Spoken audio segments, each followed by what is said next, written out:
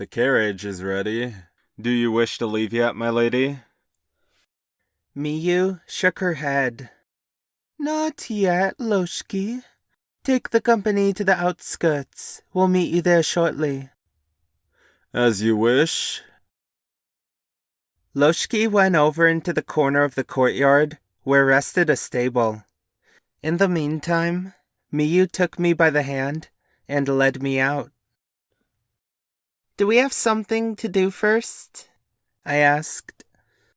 I thought you might want to pick a treat for the road.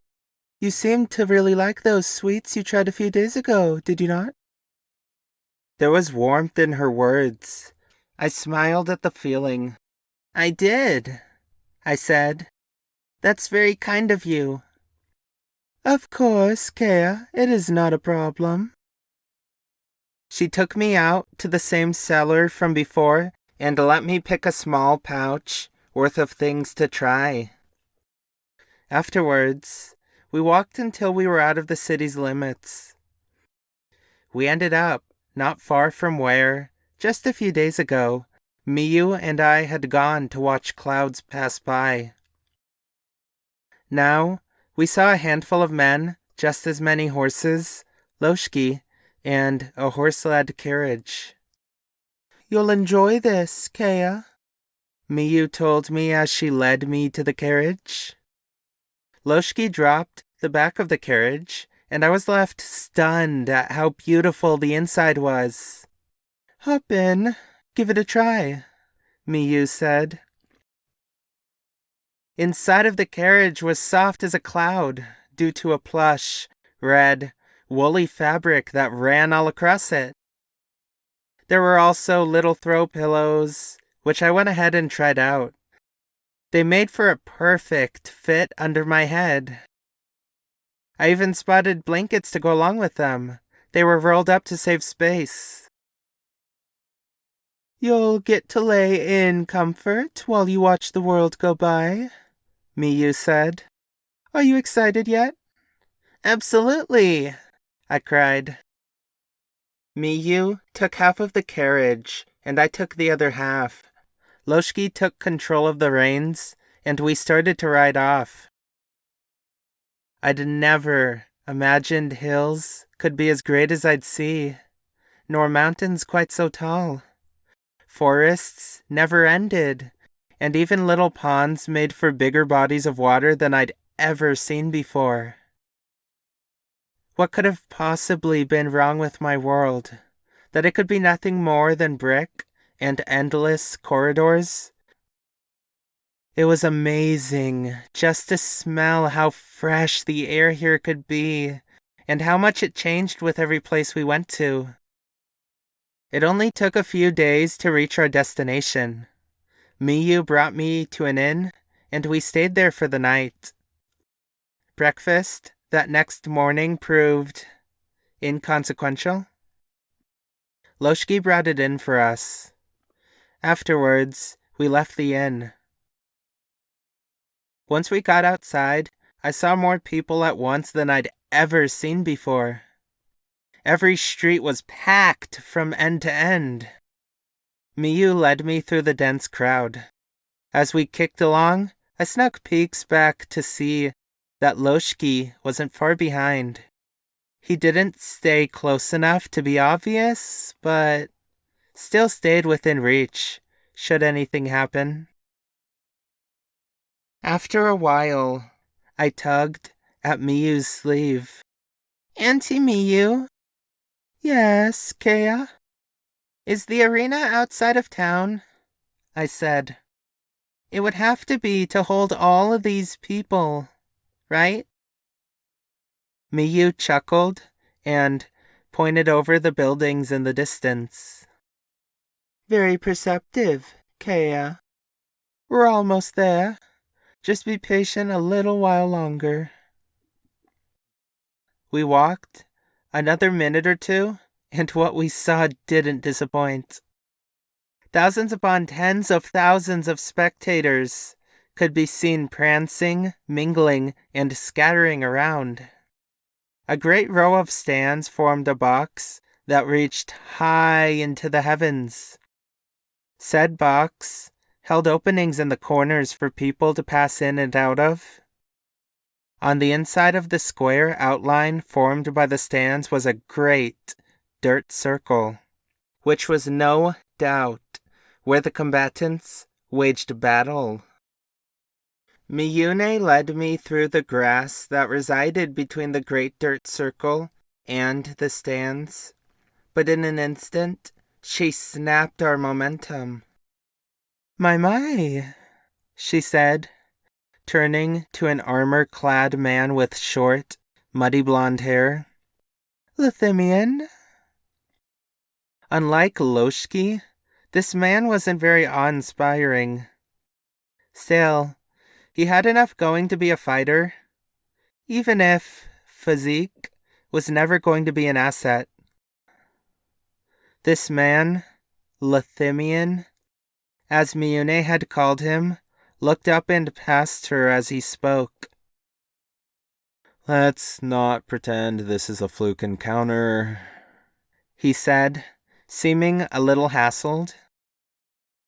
Miyu went and ran 2 fingers down the side of his face. What has you so tense, Lathimian?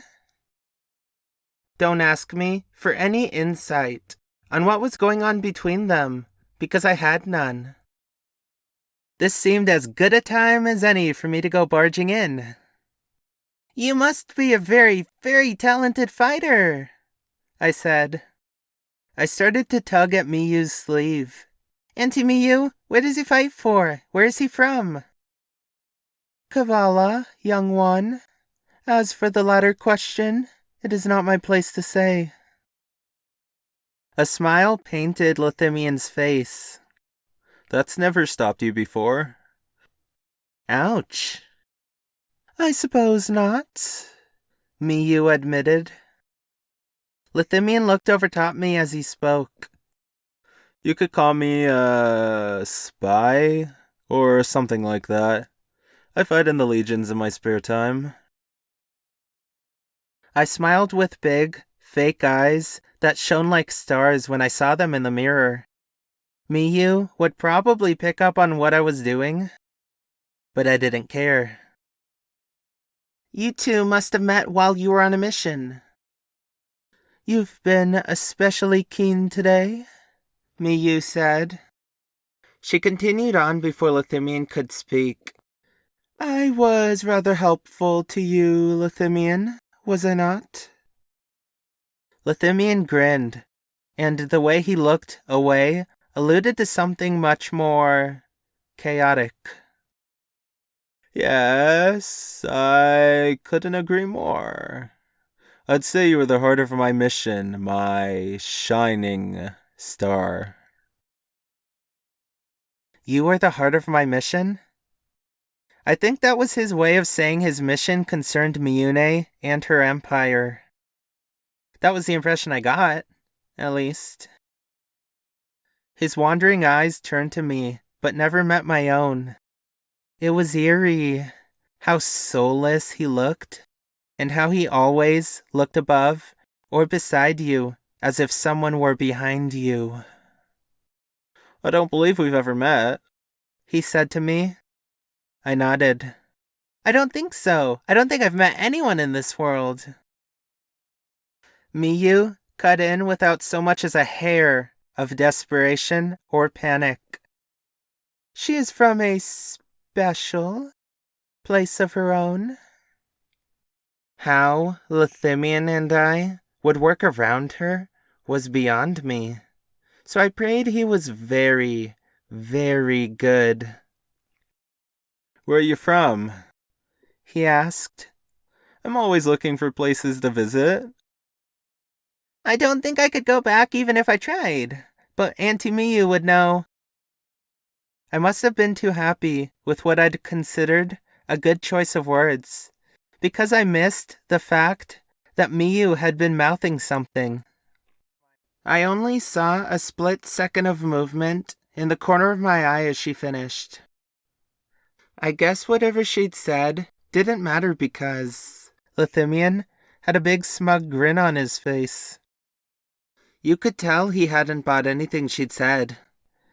As a result, my respect for the man flew higher than it had for any man before. It was sad to think that a lone minute could net someone an achievement like that. Miyu waved off at him. Farewell, Lathinian.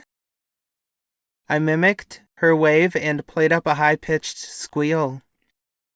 Farewell, Lathinian the Knight. How cruel a thing fate is. That it would bring us three together for no purpose other than robbing each other of knowledge. That was the reason Miyune had gotten this scenario going in the first place. Right?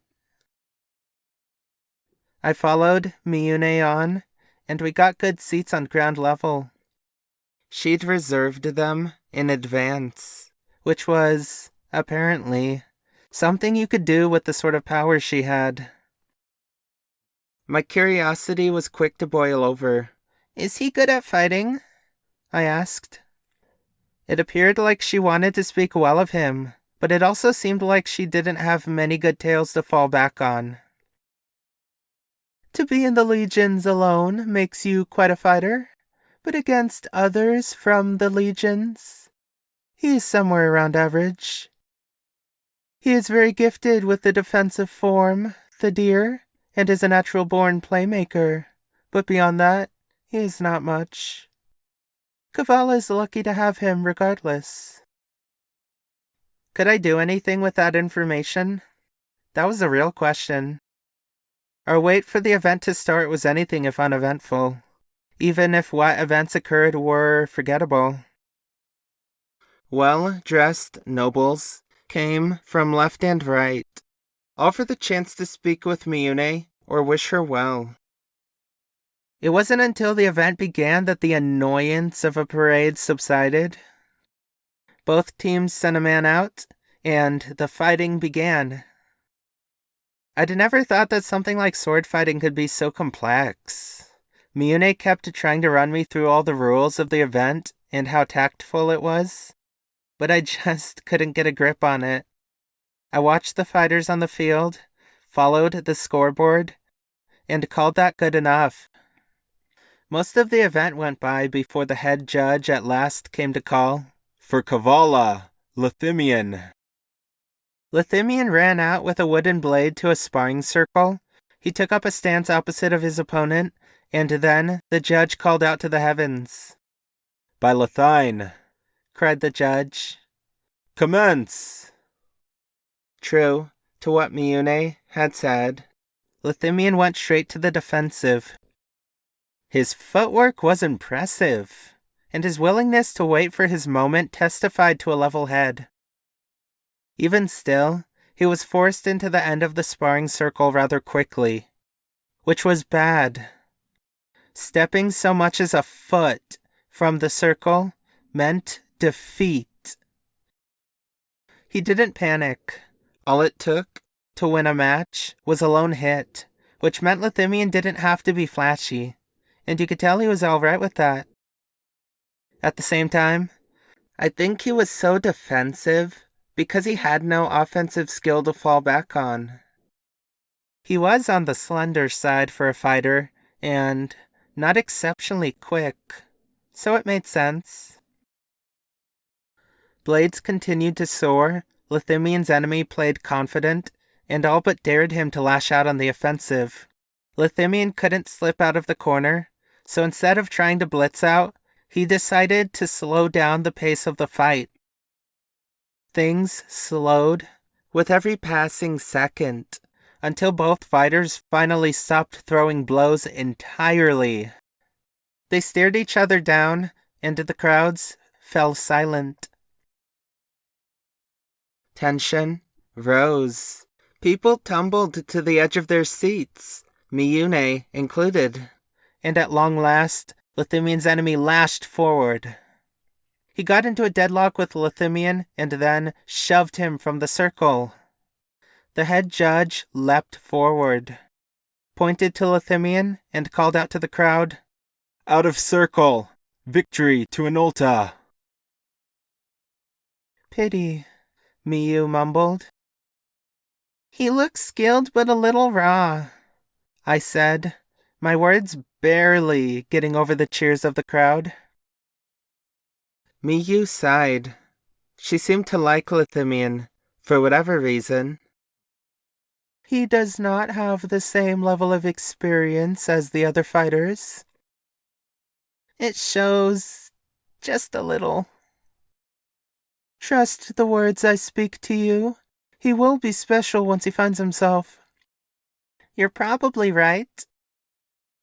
I've wishes to see him again after the event, as a matter of fact, she said, leaning against me, using me as a pillow, which was a common thing we did with each other. It is not often we get to see one another. I could stand to learn a thing or two from Lathimian, which made the idea sit well with me. Absolutely, I said. That would be fun. Let's do it. She stroked my hair and combed the mess of strands. Kavala holds dinners for their team after each fight, so we will attend the banquet. I have not attended a Legion banquet in quite some time. What I would do in the coming hours caused one of the greatest ripples Lathine would ever receive, whether or not I knew it.